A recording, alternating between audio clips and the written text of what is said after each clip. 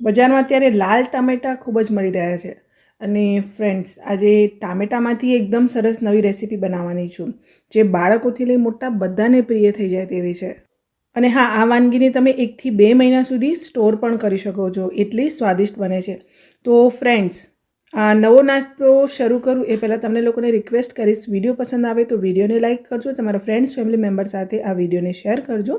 આ બીજા નવા વિડીયોઝ જોવા માટે ચેનલને સબસ્ક્રાઈબ કરી બાજુમાં આપેલું બેલ આઇકન પ્રેસ કરી ઓલ નોટિફિકેશન પ્રેસ કરજો. તો સૌપ્રથમ મેં અહીંયા 5 મીડિયમ સાઇઝના આ રીતે લાલ ટામેટાં લઈ લીધા છે, જેને પાણીથી સારી રીતે ધોઈ લેવાના છે. આ પાણી બધું ઢોળી દીધું છે મેં અહીંયા, અને હવે ટામેટાને આપણે રફલી કટ કરી અને મિક્સર જારમાં ઉમેરી લેવાનું છે. ટામેટાનો ઉપરનો ભાગ, જે ડીટિયાનો ભાગ હોય, એ કાઢીને પછી સમારીને ઉમેરવાનું છે. અને આની આપણે એક પ્યોરી તૈયાર કરી લઈએ. તો અત્યારે મિક્સર જારમાં મેં તેને એકદમ સરસ ગ્રાઇન્ડ કરી આ રીતની પ્યોરી તૈયાર કરી છે. અને હવે આપણે તેને ચાળી લઈએ. તો આપણે જે રેસીપી બનાવવાની છે તેમાં ટામેટાના બીજ બિલકુલ ના હોવા જોઈએ, એટલા માટે ટામેટાની આ પ્યોરીને ચાળવું ખૂબ જ જરૂરી છે. તો ચાળવા માટે તમારે કોઈ મોટા કાણાવાળી જ્યુસની જે ગળણી હોય ને તેનો જ ઉપયોગ કરવાનો, એટલે ટામેટાનો જાડો પલ્પ બધો નીચે નીકળી જશે અને ટામેટાની છાલનો અને બિયાનો જે ભાગ છે એ આપણે આ રીતે ચાણીમાં અલગ કરી ફેંકી દઈશું. તો ફ્રેન્ડ્સ, આ રીતે તમે જુઓ, એકદમ પરફેક્ટ પલ્પ આપણો તૈયાર થઈ ગયો છે. હવે આગળની પ્રોસેસમાં હું આની અંદર 1 ચમચી જેટલું મીઠું એડ કરું છું.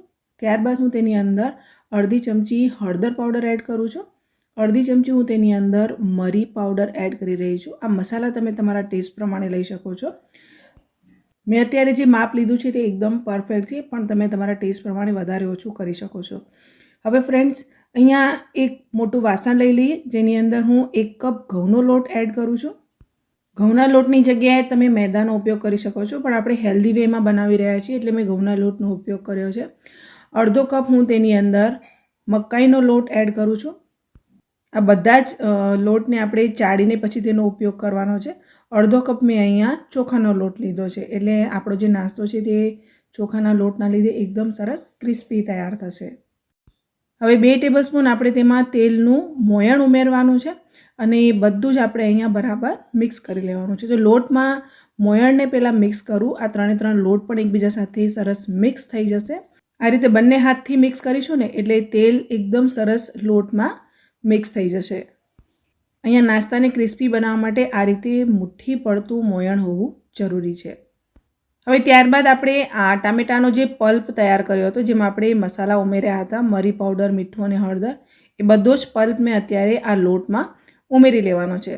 આ લોટ મેં અત્યારે માપ સાથે લીધું છે, પણ આ પલ્પના લીધે જો લોટ ઢીલો થઈ જાય તો તમે આ ત્રણેયમાંથી કોઈ પણ લોટનો ઉપયોગ કરી શકો છો. મને પણ અહીંયા જરૂર લાગી એટલે મેં મકાઈનો લોટ 4 ટેબલસ્પૂન જેટલો ઉમેર્યો છે અને આ મકાઈના લોટ ઉપર આ રીતે 1 ચમચી જેટલું મેં તેલ ઉમેરી લોટમાં આ રીતે મિક્સ કરી અને પછી આ લોટને બાંધી લીધું છે. આ લોટ એકદમ કઠણ બાંધવાનો છે, ઢીલો નથી બાંધવાનો. આ વાતનું ખાસ ધ્યાન રાખજો, એટલે એકદમ ક્રિસ્પી આપણો નાસ્તો તૈયાર થશે. હવે આ લોટને 10-15 મિનિટ માટે આપણે રેસ્ટ પર રાખીશું. ત્યાં સુધી આ નાસ્તા ઉપર સ્પ્રિંકલ કરવા માટેનો આપણે એક મસાલો તૈયાર કરી લઈએ. તો મેં અહીંયા 1 ટેબલસ્પૂન કશ્મીરી લાલ મરચાંનો પાવડર લીધો છે. 1 ટેબલસ્પૂન હું તેની અંદર ધાણા જીરું પાવડર એડ કરી રહી છું. ત્યારબાદ 1 ટીસ્પૂન શેકેલા જીરાનો પાવડર ઉમેરીશું. આ જે સ્પૂન મેં લીધું છે એ ટેબલ સ્પૂન છે, એટલે ટીસ્પૂન પ્રમાણે તમારે 1 ટીસ્પૂન શેકેલા જીરાનો પાવડર લેવાનો છે. ટીસ્પૂન પ્રમાણે ½ ટીસ્પૂન મરી પાવડર અને ½ ટીસ્પૂન મીઠું એડ કરવાનું છે અને ½ ટીસ્પૂન આપણે તેમાં સંચળ પાવડર એડ કરીશું. બાળકોનો પ્રિય મસાલો એટલે કે મેગી મસાલાનું 1 પેકેટ પણ હું તેની અંદર ઉમેરી લઉં છું.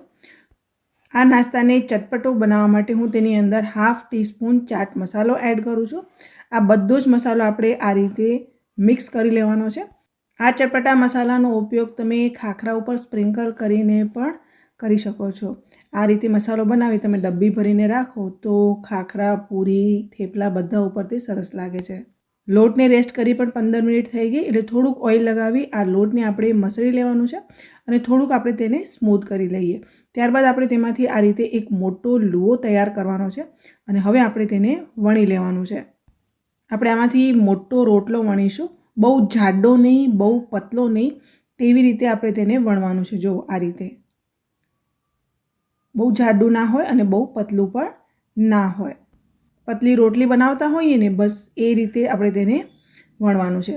હવે ફ્રેન્ડ્સ, અહીંયા ચારે બાજુથી મેં એક્સ્ટ્રા કટ કરી લીધું છે અને આને આપણે આ રીતે સ્ક્વેર શેપ આપી દેવાનો છે.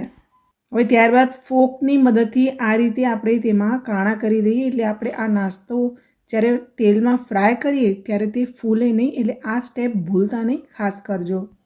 હવે ફ્રેન્ડ્સ, આને આપણે કટ કરવાનું છે. તો કટ કરવા માટે અહીંયા હું પહેલાં વચ્ચે થોડું કટ લગાવું છું અને પછી તેની સેન્ટરમાં લગાવું છું, એટલે 4 પટ્ટીઓ કટ થશે. તો ઇક્વલ સાઇઝની 4 પટ્ટી આપણે આ રીતે કટ કરી લેવાની છે. 2 પટ્ટી ભેગી કરી અને હવે આપણે તેમાંથી ટ્રાયંગલ શેપના નાચોસ કટ કરીશું. તો ફ્રેન્ડ્સ, માર્કેટમાં જે નાચોસ મળતા હોય છે એ એક તો ખૂબ જ મોંઘા હોય છે, પ્લસ હેલ્ધી પણ નથી હોતા. ખબર નહીં કયા ઓઇલમાં તે ફ્રાય કરેલા હોય છે, પામ ઓઇલમાં જ ફ્રાય કરેલા હોય છે, એટલે બાળકોને તો એ ના અપાય. અને આ નાચોસ છે ને બાળકોની એક ફેવરેટ આઇટમ છે, એટલે એકદમ હેલ્ધી રીતે તમે તેને ઘરે બનાવી શકો છો. તો આ રીતે તમે જુઓ, ટ્રાયંગલ શેપના એકદમ પરફેક્ટ નાચોસ કટ કરી લીધા.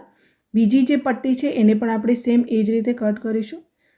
હું તમને એકદમ ધીરેથી બતાવી રહી છું કે તમને આઈડિયા રહે કે કઈ રીતે તેને કટ કરવાનું છે. ફ્રેન્ડ્સ, આ વિડીયો તમે ક્યાંથી જોઈ રહ્યા છો, તમારા ગામનું નામ, તમારું નામ કોમેન્ટ સેક્શનમાં લખજો, એટલે મને ખબર પડી કે મારા વ્યૂવર્સ કોણ છે અને ક્યાંથી મારી ચેનલને રેગ્યુલરલી જોતા રહે છે. તો ફ્રેન્ડ્સ, અહીંયા બધા જ નાચોસ મેં આ રીતે કટ કરી લીધા છે અને હવે આપણે તેને ફ્રાય કરી લઈએ. તો ગેસ પર મેં તેલને ગરમ કરવા માટે મૂક્યો. મીડિયમ ટુ હાઈ ફ્લેમ ઉપર આપણે આ નાચોસને ફ્રાય કરવાના છે. ફ્રેન્ડ્સ, આ નાચોસને ફ્રાય કરતી વખતે ખાસ ધ્યાન રાખજો કે તે એકબીજાથી અલગ હોય, એકબીજા સાથે ચોંટી ના ગયા હોય. નહીં તો જો 2-3 ચોંટી ગયા હશે ને વચ્ચે, તો વચ્ચેનું પીસ હશે એ કડક નહીં થાય. તો આપણે આ રીતે તેને ફ્રાય કરી લેવાનું છે જ્યાં સુધી તે ક્રિસ્પી ન બને. અને આ એકદમ ફટાફટ ફ્રાય થઈ જતા હોય છે, બિલકુલ સમય નથી લાગતો. તો એક નાચોસની બેચ ફ્રાય થાય એટલે બીજી બેચ પણ આપણે આ રીતે ઉમેરી લઈશું. ચારાની મદદથી આ રીતે તેને અલગ કરીશું. અલગ પણ ફટાફટ થઈ જશે, પણ અલગ કરજો એટલે તે બધા એક સરખા ક્રિસ્પી ફ્રાય થશે.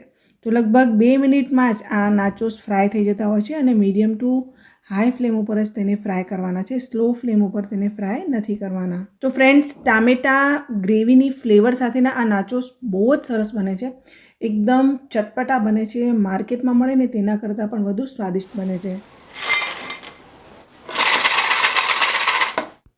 જોયા કેટલા ક્રિસ્પી છે. અહીંયા જે આપણે મસાલો તૈયાર કર્યો એ ઉપર આ રીતે ઉમેરી લઈએ અને આ રીતે તેને મિક્સ કરી લઈએ. તો ફ્રેન્ડ્સ, નાચોસની આ રેસીપી તમને લોકોને પસંદ આવી હોય તો વિડીયોને લાઇક કરજો, તમારા ફ્રેન્ડ્સ ફેમિલી મેમ્બર સાથે આ વિડીયોને શેર કરજો અને આવા બીજા નવા વિડીયોઝ જોવા માટે ચેનલને સબસ્ક્રાઈબ કરી બાજુમાં આપેલું બેલ આઇકન પ્રેસ કરી ઓલ નોટિફિકેશન પ્રેસ કરજો.